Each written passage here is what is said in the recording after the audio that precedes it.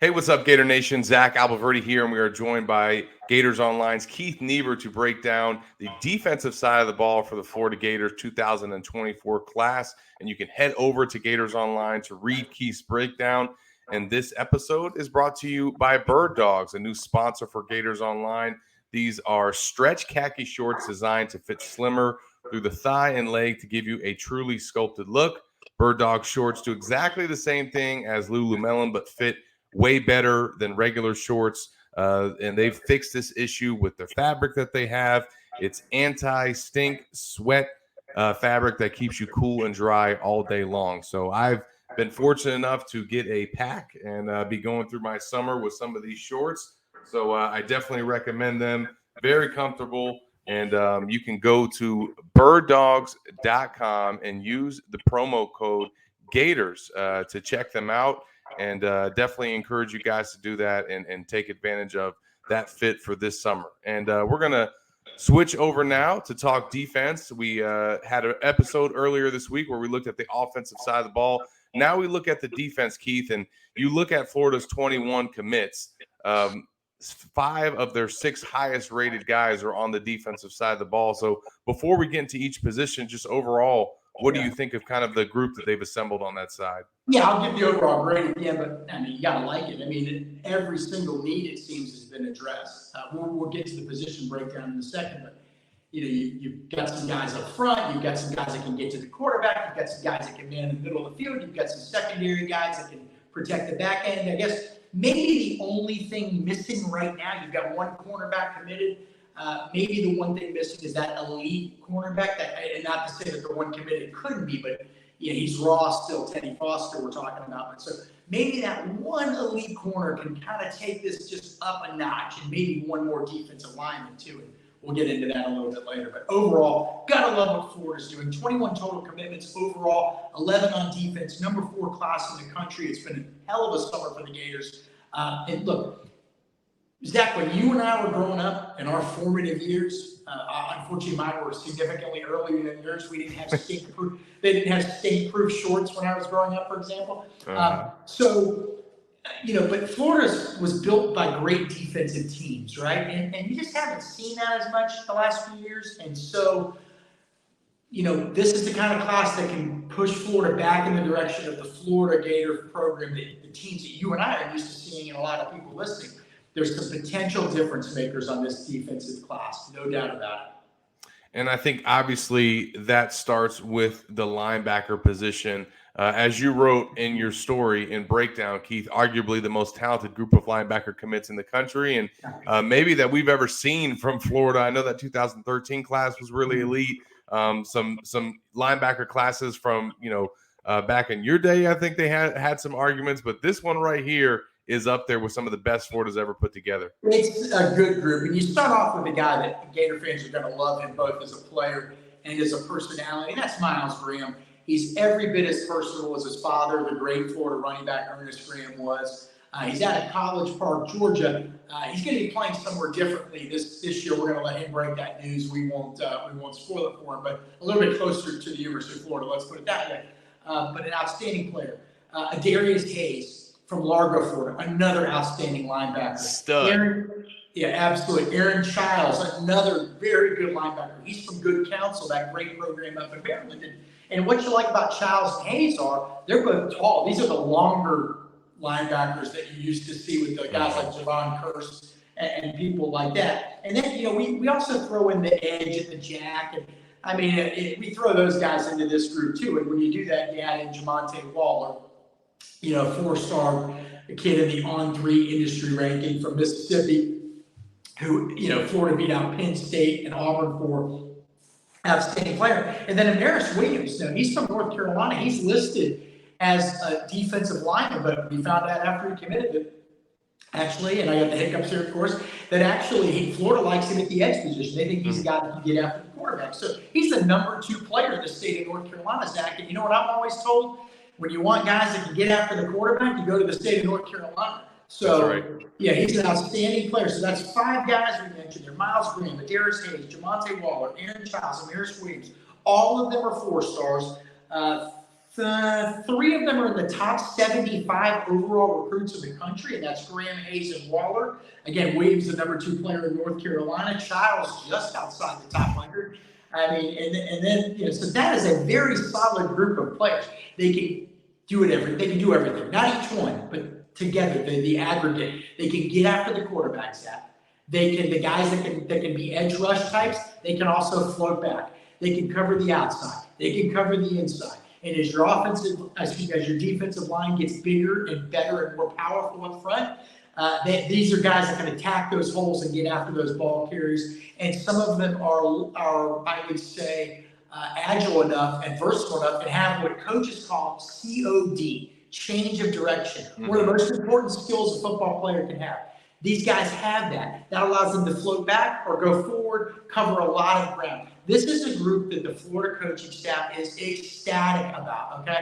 Now, you can argue where the edge guys should be. Should they be counted with the defensive line or with the linebackers? We throw them in with the linebackers because some of them are going to play a little of that too. Jamonte Waller was a guy, Zach, in Florida.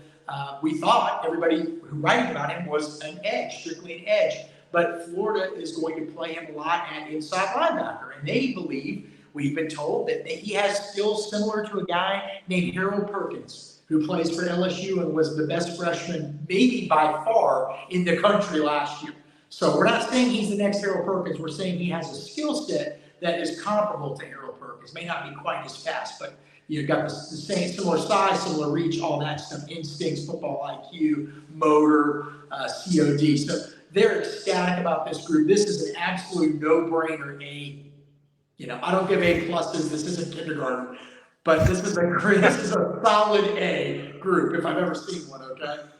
Yeah, if you were giving A pluses, this group would get it. I guess the question, Zach, would be: is there a Huey Richardson in this group? Is there a Wilbur Marshall? Is there a Brandon Spikes? Yeah. Is there a Javon Curse? I don't know. We don't know, but we didn't know those guys were either. Javon Curse was not a 5-star recruit. He wasn't. Now Wilbur Marshall, I think they knew. I think they knew the first time somebody saw the guy play football. This is the guy that might be in the Pro Football Hall of Fame. So, that's special of a talent. But it's a very, very good group. You couldn't give them enough accolades. No doubt. And then sticking with the front seven, looking at the defensive line, a trio of commits there. Keith, guys that were all added this summer as well. What do you think about the group Sean Spencer's put together? Yeah, well, again, this is a matter of where a guy's going to play. We're sort of guessing sometimes, just so you know. So Kendall Jackson, we believe, could play some edge. Jack That's right.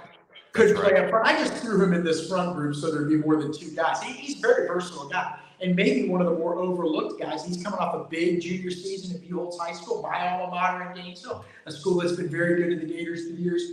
And so where he ultimately ends up, Zach, may be determined by how much he continues to grow. But we like him a lot, and so does Florida. The 2 guys in the middle, though, are big dudes, okay? We're going to start with the small one. The smaller of the 2 is Nasir Johnson from Dublin, Georgia, which is right on that, what is that, I-20? Is it I-20? No, it's the road from Macon. Yeah, I should know this. I only lived in Georgia for 12 years. The road from Macon to Savannah. He's right in that area. Okay.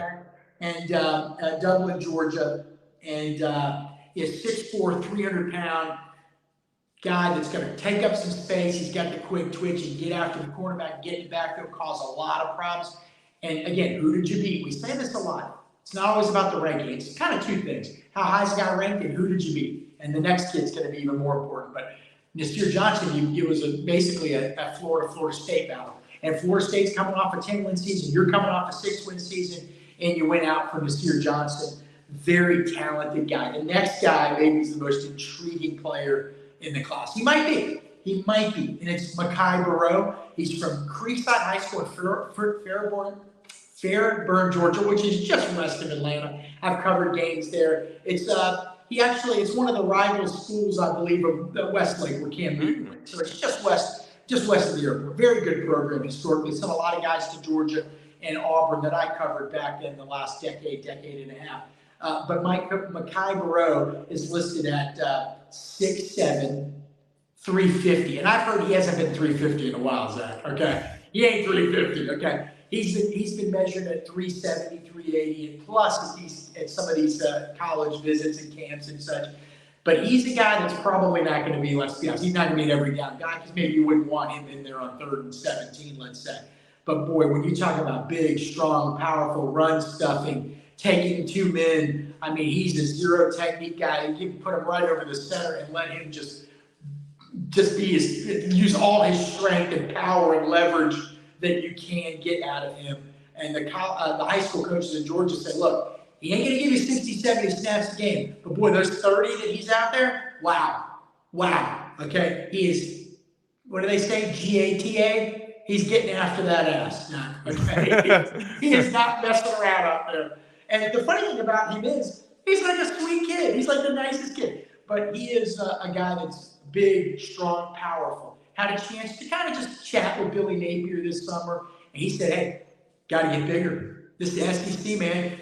You can have good players, but if Georgia's got guys that are just throwing your guys away because they're so big, you ain't going to win. So you got to match that, not just talent with Georgia and Alabama. You got to match that size, strength, and power with them.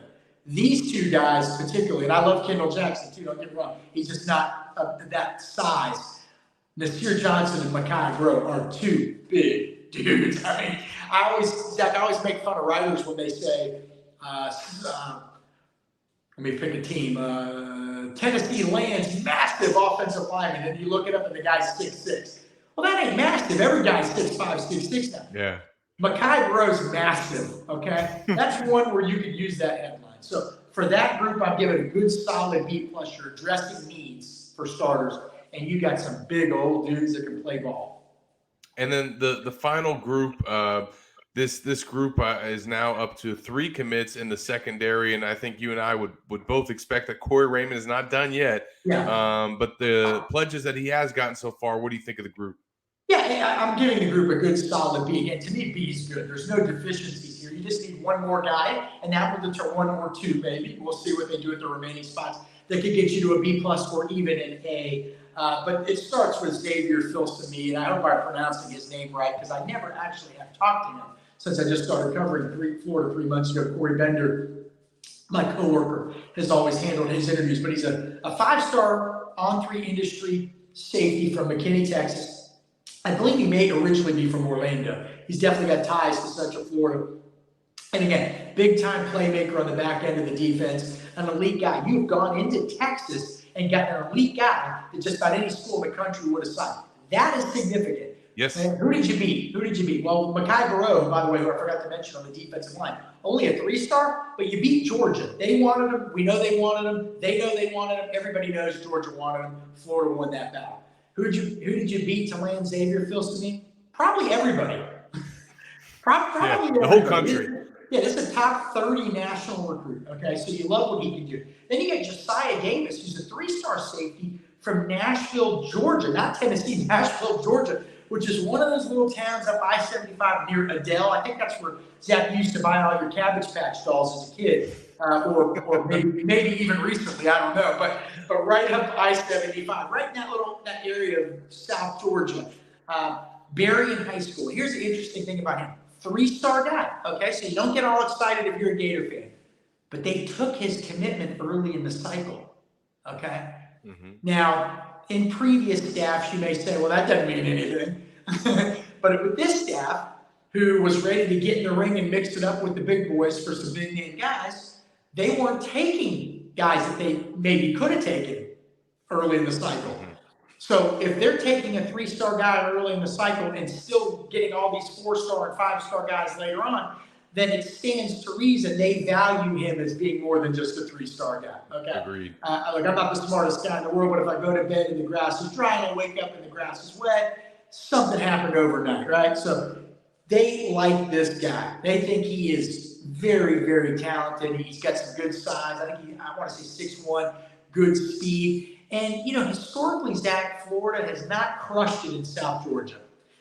But when they've gotten guys, they've done pretty good. Dexter Daniels, multi-year starter linebacker. Quezzy Green from Peach County, Georgia, very good player. Gosh, who was the boy? There was a defensive lineman from Charlton County, Georgia, Henry McMillan. I want to say. So Demarcus Robinson too. Yeah. Demarcus Robinson from Peach County. How about this one? Jared Davis from Brunswick. So wasn't he from? No, he was from Camden County. Excuse me, Camden County, Kingsland, Georgia. So when Florida has gotten guys, they have been pretty good from that region. Okay. The third guy is Kenny Foster, is defensive coordinator. Guy Zach, you and I know John Haskins, former player personnel guy at the University of Florida, plays in Cardinal Mooney High School. High upside guy, 6'1", 6'2" in that range, 175 pounds. But Zach, he's only been playing football a couple of years. So he's a basketball guy. He stepped right out there and was getting offers within 6 months of taking football seriously. So the skill set is there. He's got an uncle that played defensive back at Purdue, so you like that bloodline, right? Plays for a winning program. We know he's getting good coaching. I mean, his defensive coordinator, like I said, played at Stanford, played in the NFL, worked for the Gators. The offensive coordinator at that school, by the way, they got a lot of good offensive players too. He was a college assistant for 20 years, a major college. So they've got a good staff there. They know what to do with guys like Kenny Foster. Florida held off Miami and North Carolina to land him. And he was a guy that, quite frankly, if he maybe waits another few months and schools see who they're getting and not getting, I think you could have seen a lot more colleges get involved with him. We know Southern Cal was after him as well. They tried to get him on an unofficial visit. So a very solid group of defensive backs. Now, they could take one or two more. The big guy that everybody's watching is Zay Mincy, the 4-star cornerback. He's listed as a safety, but Florida likes him in the corner, from Daytona Beach, Maryland, a school that has a high hit ratio. So many of those guys have done very well in college. So that's the guy to right now. You get him, it's probably goes from a B all the way to an A. If you don't get him and you land even another fairly good cornerback, you still have a B+ potential, but be there. Now, overall, Zach, we talked about this earlier. This class has star power, so it's got quality. You got potential difference makers, Phil Sami, all those guys at linebacker, difference makers on the defensive line. You've got quantity. It's got everything. Yeah. You'd like to add a couple more pieces. Zay Mincy's one. They're also hoping to add one more defensive lineman, a real versatile kid as well. 6'6", 265 in that range, and his name is L.J. McCray, a true defensive end, also out of Daytona Beach, Maryland. So if you can close with the two Maryland kids, it's an A. But right now, I give it a good, solid B+. They're really doing well. B+ on defense a few days ago. The last one of these we did, we had a B+ on offense. That's really good. Number 4 class in the country. Why is it not an A? Because they're not done, and other people aren't done yet either.